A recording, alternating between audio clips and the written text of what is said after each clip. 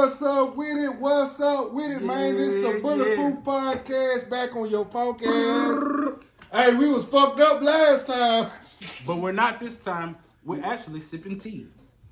And drinking diet sodas. Wink, This wink. is some good tea, might I add. Mm-hmm. Hello, mates. So we back, man. We ain't gonna get into the Dallas Cowboys and nothing like that, man. We're gonna say that for another podcast, man. We're gonna talk about... How about those Cowboys? Yeah, so we're gonna talk about... we're gonna talk about his experience with the movie without giving any spoilers. Don't give away no spoilers. The Book of Clarence. Ladies and gentlemen. Don't give no spoilers now. Ladies and gentlemen. So what I want to I haven't seen the This movie. is what I want to do. I want to talk to Christians in a respectful way. Because I'm not a Christian, but I can see why some Christians would be hesitant to watch this movie or support this movie. I'm here to tell you that if I were a Christian, I get the overall message of the movie. And there is a message to the movie that you have to really pay attention to. There's a lot of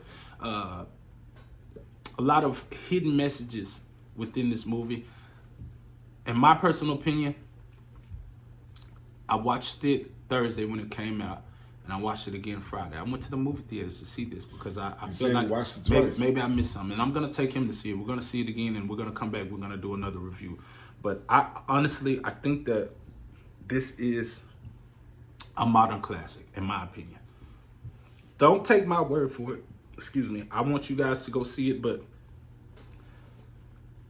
there's so many different aspects to this movie when it comes to comedy, social commentary, the drama. It's just, to me, it's a great film.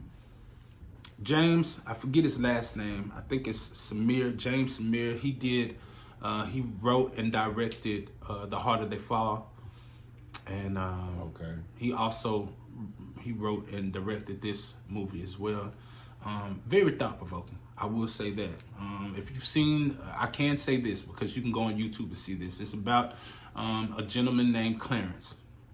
And don't give away the movie now. no, this is gonna be. This is on the trailers. All right. But he comes up with this elaborate concept to become wealthy, and his whole concept revolves around him becoming a Messiah, like Jesus-like figure. Mm-hmm. And it's a must-see. Is it thought provoking in a way to where a person that is a Christian might look at Christianity differently, or like would this push a nigga out of Christianity? No, it will not push you away from your religion. It'll bring you closer. It will make you rethink Christianity, but not in a bad way. It will give you a different aspect of. But keep in mind, this is satire. It's a satire movie, so this is not fictional at all. A lot of people are like, oh, they're trying to rewrite history. No, what they're doing is they're making a thought-provoking satire drama type of situation just to make you think about things in a different light. Mm-hmm. But in regards to Christianity and the actual Messiah, Jesus, everything stays the same. Picture there being 12, the 12 disciples. We all know about the 12 disciples. Just picture a random person, hypothetically, that they left out, who was supposed to be the 13th disciple. Oh, okay. Okay, so let me just say, because I haven't watched the movie. He explained it. He didn't explain it, but he kind of like, he just told me how he felt about the movie, which was real dope. Got me even more interested in it. But when I first watched the trailer, wasn't really that interested in it. I was interested in the fact that Jay-Z produced it, and along with your boy and Lakeith Stanfield, and the way they was talking about biblical times, they made everybody black in there. I was already hooked on that. I didn't really understand by the trailer where it was gonna go, but now thinking about it now, that's why I like trailers now. Yeah. I like trailers that make me not. It just gets me intrigued. It's not telling the whole story. If you watch the trailer, you would never. The way that the movie actually plays out, the trailer gives it no justice, and I do like that. Yes, I like the yes. fact that Facts. the trailer did intrigue me because of historical things. Just them being black off top, right. made me. So I was curious. I'm like, man, let me check this out. But the trailer does it no justice. And see, this is the thing about trailers, and this is what I'm finna say. Like, bro, trailers nowadays, some movies, you ain't even gotta watch them because the trailer explain everything in a goddamn movie. Right. Why, bro? A lot of trailers show you what's going to happen in the movie. That's what kind of kept me like interested about watching this movie. Haven't seen it, but I'm more interested in now because of word of mouth from my brother, right, and from what I've been seeing on the internet. And I can say this without spoiling it. To everybody who's ever watched Passion of the Christ, right? Great movie, by the way. I thought it was dope. I don't know how you feel about Passion of the Christ. Either you liked it or you didn't. But did you like it? It was for what cinematically. It was cinematically, yeah. It was shot. We ain't talking about skin color, black and white. Mel Gibson did a phenomenal job with Passion of the Christ. Me and my father actually went to see it with each other. Yeah. So imagine Passion of the Christ, however you if you like it or not, mixed with the movie Friday, the original Friday. If you like Friday, the movie Friday, imagine Friday in biblical times. That's who would think of that? I'm telling you right now. That's the only thing I can say that won't spoil it. But imagine Friday happening in the time that Jesus Christ was alive. So me and him was having this conversation after he was telling me about the book of Clarence. Mm-hmm. We went into a deeper conversation about just the Bible. Right. I told him, I was like, man, if you really look at it, bro, the Bible is probably one of the most greatest books fantasy-wise. It's literally like the first Star Wars, the first fantasy, and I'm not trying to disrespect nobody's religion. He's saying in his opinion. It's just my opinion. I love the Bible. And then we also had this talk just to kind of not save face, but when he says this, we're not trying to insinuate that the Bible is not real. Yeah, but if you're a person that has studied theology and you understand history, we know that all books, all truths sometimes have things that are inserted in them to kind of romanticize and make the story greater and more interesting. So I honestly believe, I'm not a Christian, but I do believe there are truths to the Bible. And this is no disrespect to those who feel like the whole Bible is the truth and the gospel. This is not a disrespecting thing of the Bible. No disrespect. We just giving y'all our opinion about it. Exactly. So with that being said, we agreed that the Bible is one of the best, the biggest selling. It was the first movie back in the day in ancient times. It was the first blockbuster Marvel movie. Because think. Okay, I'm gonna put it in perspective. In today's times with social media and Instagram, TikTok. If imagine the biblical times back then, if they had social media. So if you've read the Bible, you know that there's so many different stories in the Bible. Some of these stories they're intertwined. They can correlate with one another. Some of them don't have anything to do with each other. But if the ancient authors and people that were involved in the Bible, if they were in this day and age, it would be the greatest soap opera, the greatest. It would be a hit. It's the greatest. It would be the greatest TikTok story, Instagram, Facebook, shorts. Like if you could take the Bible and reenact it now and put it in shorts, it would be the greatest thing ever. It's the greatest thing, and not only that, it teaches how humanity should interact with each other. Mm-hmm. It does give you clarity. I mean, it's a book of laws. Right. It's a book of laws, and it's a book of lessons of how to treat each other in humanity. It talks about betrayal. Mm-hmm. It talks about humility. It talks about redemption. Like all the great stories all the movies that we love, the Bible did it first. Bro, the story of Jesus itself in the Bible is the most intriguing.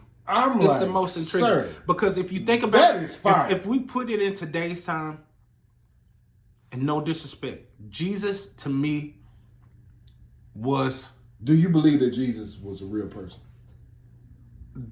the way that they portray him in the book, I find it to be some truth to it. Some things I can relate to, some things that I can't.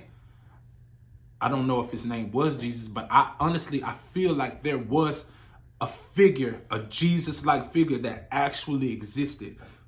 And he actually, if you think about Jesus and his character and the people that he gravitated to, Jesus didn't hang out with the 1%. Jesus didn't hang out with rich people. With the pimps, the hustlers, Jesus, the in gangsters. today's time, Jesus would be friends with gangbangers, prostitutes, whores, OnlyFans type people. He gravitated to the people who needed him the most. And that's what's wrong with a lot of pastors today, especially with these mega churches. This is just my opinion.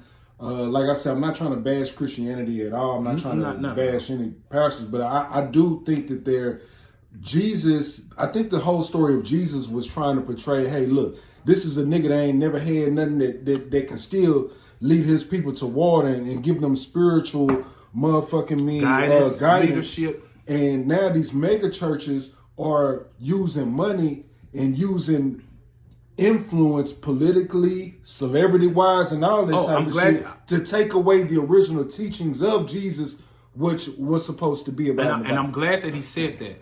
He brought up mega churches and political influence and things of that nature.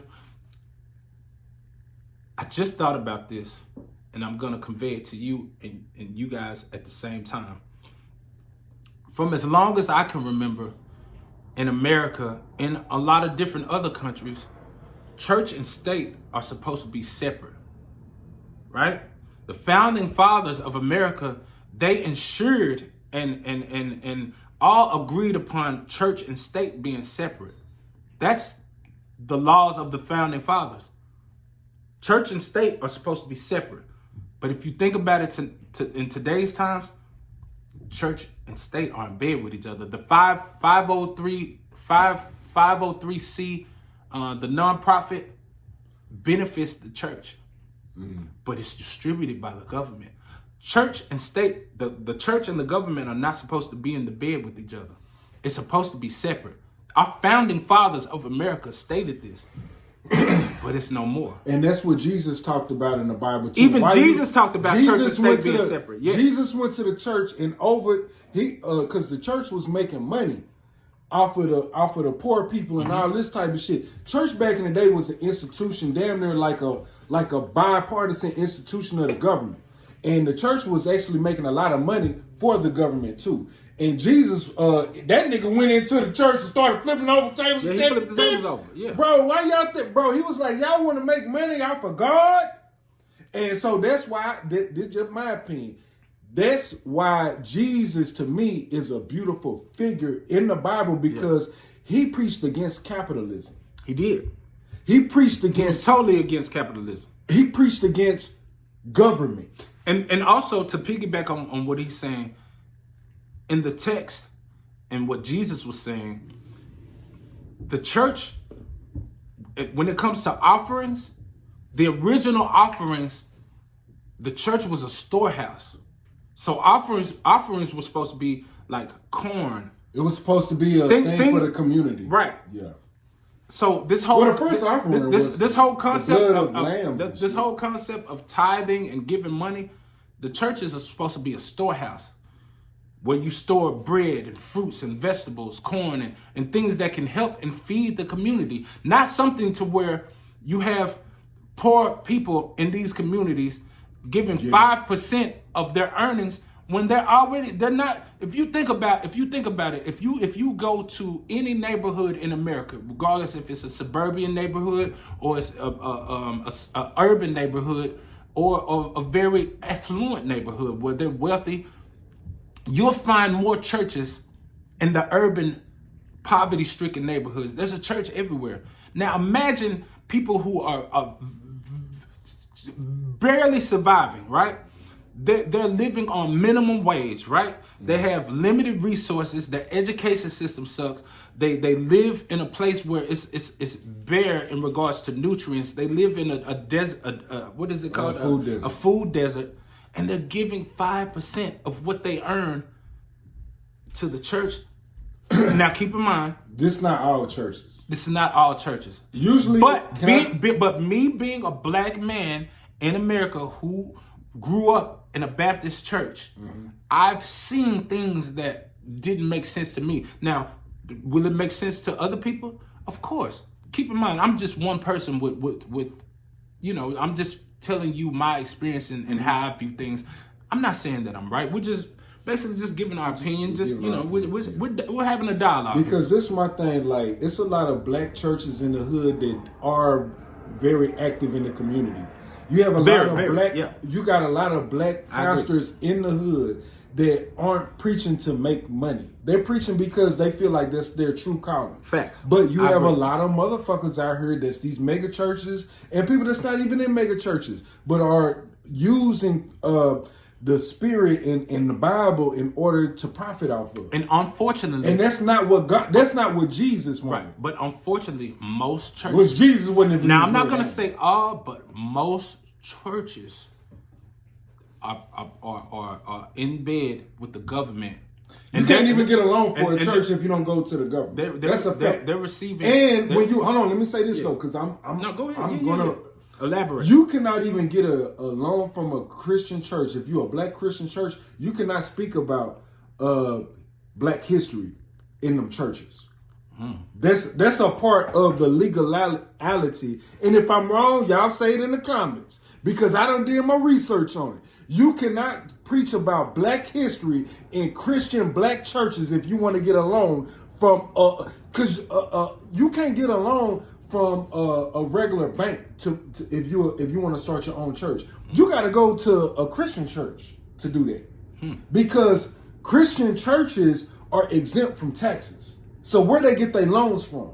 They got to go to Christian banks. Christian bank? What's a Christian bank? You got a lot of them. Just like how you got the Navy Federal Reserve Bank and all them Navy banks.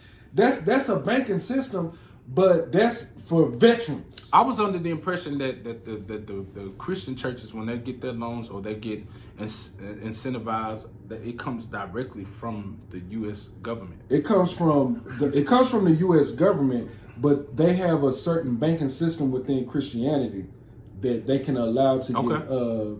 I learned something new today. Y'all tell me if I'm wrong. We just talking. I need to do my due diligence. Because I seen a black dude that was talking about this. He was a Hebrew Israelite, and he was trying to build up his church, but because he was a black Hebrew Israelite, he couldn't go to a Christian bank and get a loan because he didn't teach the doctrine that the Christians believe that he should want to speak about. Okay. And he couldn't get a loan from a regular bank because they already racist against niggas anyway. So in order for black people that want to be straight up and down Christians and preach Christianity, your best bet is going to a Christian bank. And as long as you're willing to talk about A, B, C, and D without preaching about the history of black people, you can get a goddamn loan. Well, you know what? We're going to end this topic. I want to say that what he stated to me, we got 5 more I'm minutes. definitely going to do my due diligence, and we're going to learn about this. But hey, I'm going to tell you what, we're not done. We'll be coming back to you real soon. Yeah. Real soon. Facts.